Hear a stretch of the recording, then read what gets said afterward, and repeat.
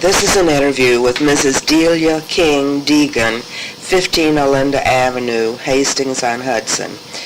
The interview is for the Hastings Historical Society. Today is February 5th, 1990. My name is Evelyn Drewes.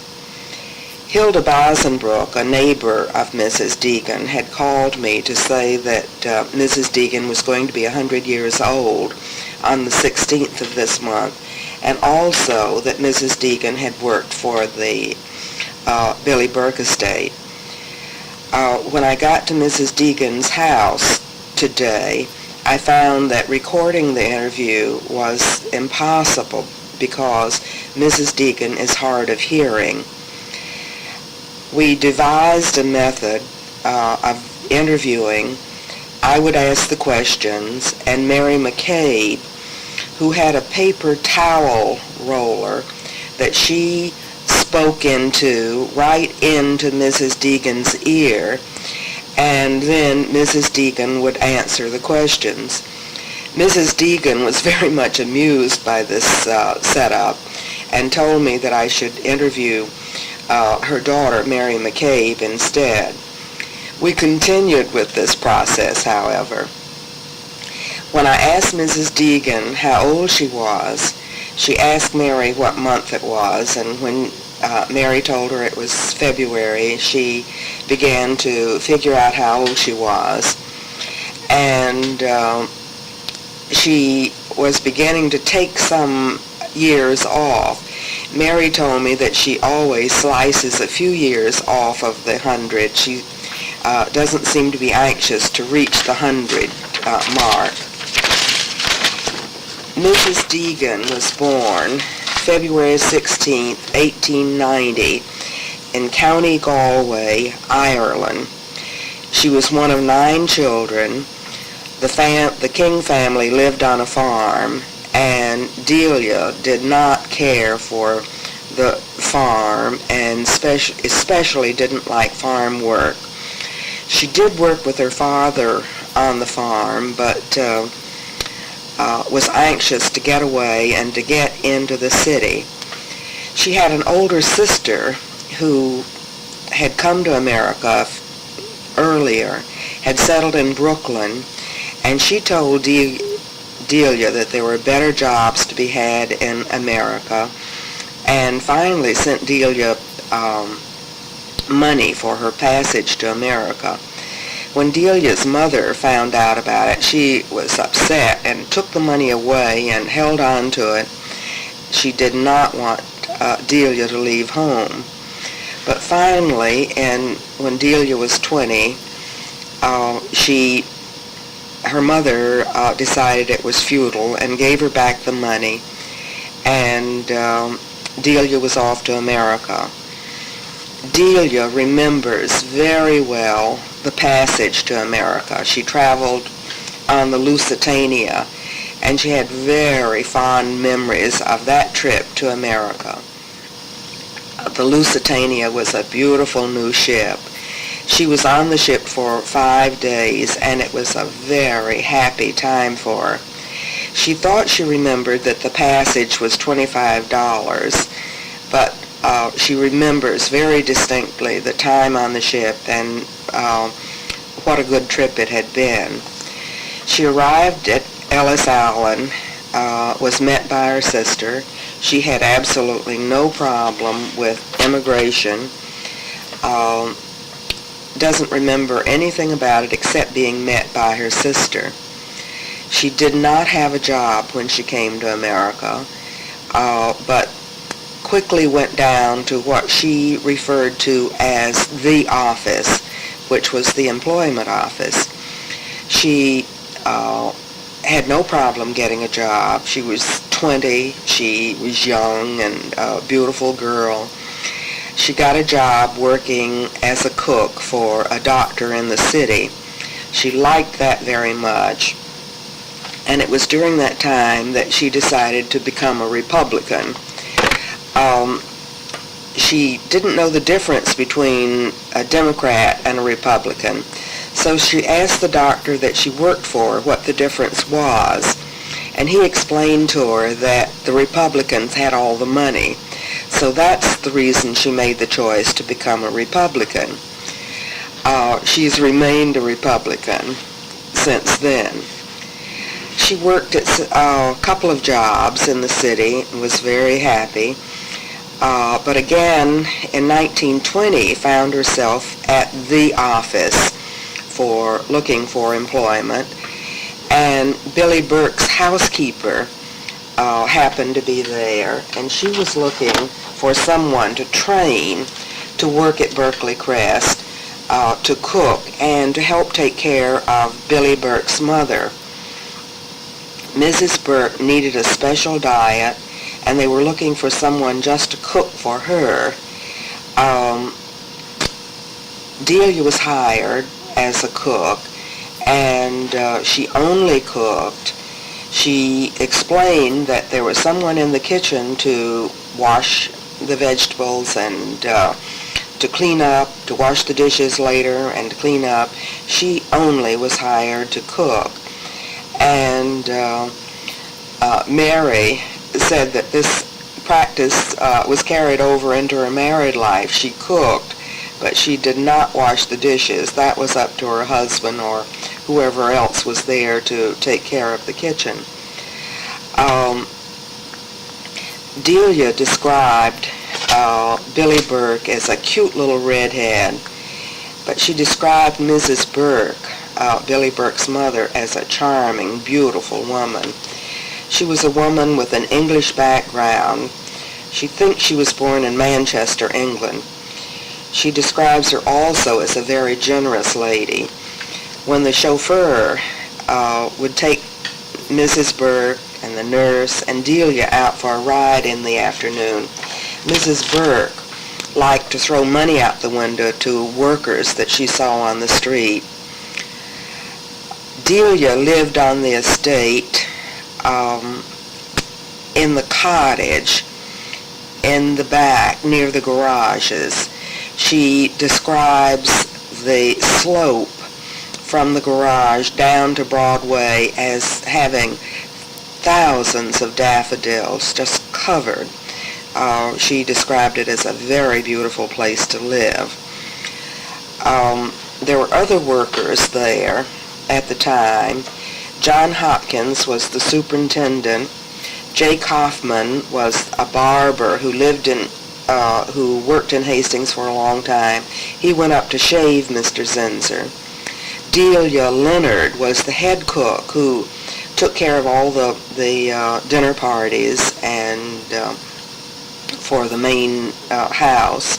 Jim Craig was a gardener. John Condon was a gardener.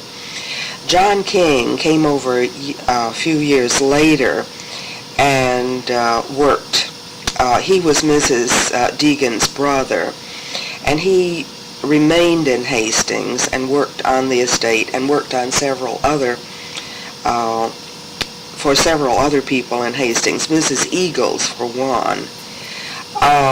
Delia, as I said, was the cook just for Mrs. Burke. There were 3 chauffeurs. There were 3 Rolls Royces parked in the garages. One was used for an afternoon ride for Mrs. Burke. Delia usually, and the nurse usually went along for the ride in the afternoon.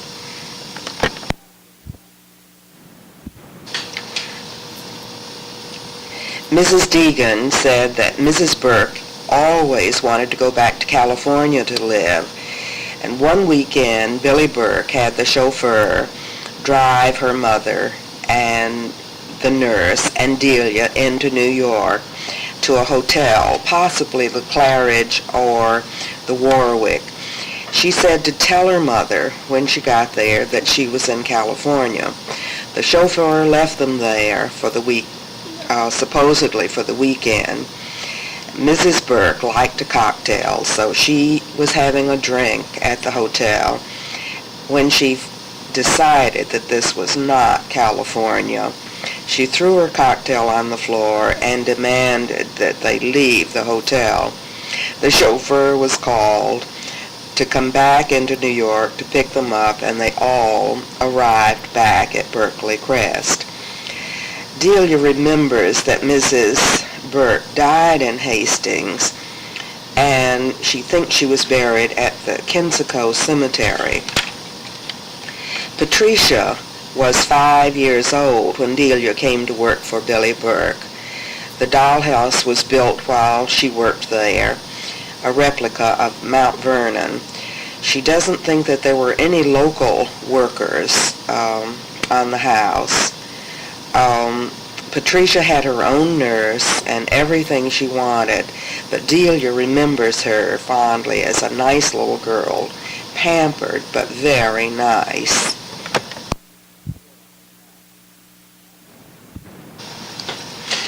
On August 9th, 1925, Delia married John J. Deegan at the St. Vincent Ferrar Church in New York City. They moved to Marble Terrace and lived until their house that they had designed and were having built was completed in 1928. So in 1928, they moved to 15 Olinda Avenue. Their neighbors across the street were Sam and Morris Kaufman in the two large brick houses. The Dr. Jenks lived right across the street from them and had the hospital. Mary remembers Dr. Jenks as being pretty frightening, but Delia remembers it was pretty nice to have Dr. Jenks across the street. Whenever anything happened to Mary, she would run over with her. The house next door to them, 21 Olinda Avenue, was moved onto that spot from Farragut Avenue. The big house on the corner was always there, and they remember that the postmaster Gorlick used to live there. There weren't many people living in the area. On Hopkey, they remember the Scullys and the Delnoys and the Dean's house, where the Grants lived there, but they don't know who lived there originally. In 1932, the Berkeley Crest was closed, and the Condons lived on in the house to take care of it for several years. Beatrice Condon and Mary McCabe were good friends, so that Mary spent a great deal of time in and out of the dollhouse and in the big house as well. She remembers that they played a lot in the dollhouse, and they especially were intrigued by the intercom system in the main house, because they would one would go downstairs, one upstairs, have a lot of fun talking to each other. She remembers a big projection room and a big sun porch with hanging plants, and it sounds like the kids had a lot of fun. They didn't spend much time on the tennis courts or the swimming pool, but in and out of the playhouse, the dollhouse was fun for them. Beatrice Condon and Mary McCabe went to St. Matthew's together and have been friends for a long time. John McCabe, Mrs. Deegan's son-in-law, is a lawyer, and he lived in Hastings, moved to Hastings in 1931. He lived in La Barranca. La Barranca was built in 1929, and the McCabe family moved there into a double apartment in 1931. There was to be a companion apartment built next door, the DeSoto, but 1929 they fell onto hard times and did not get that built.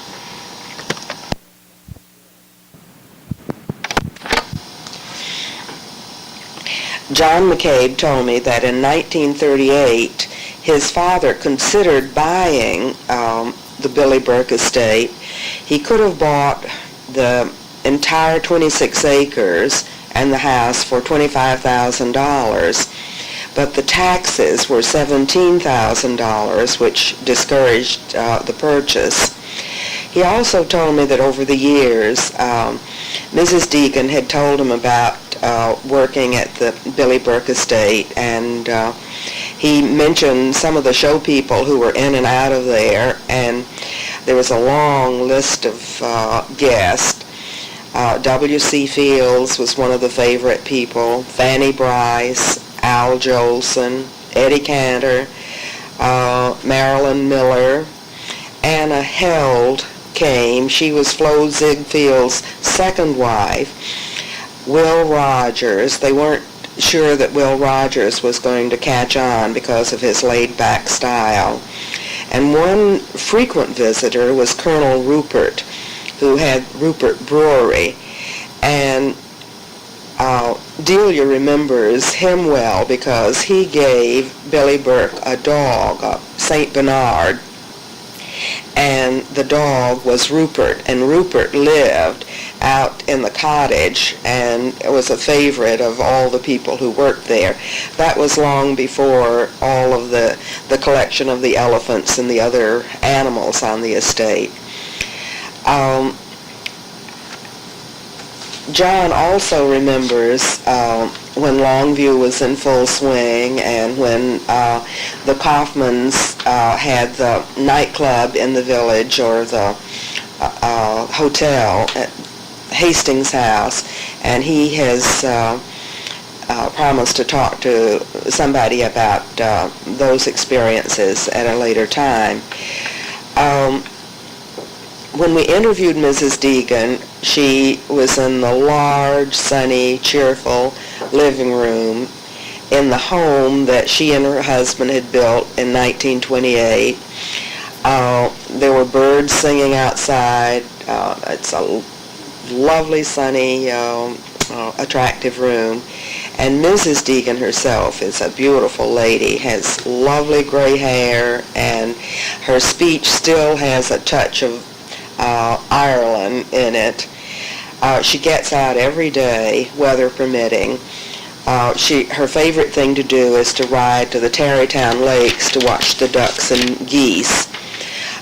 She doesn't watch much television.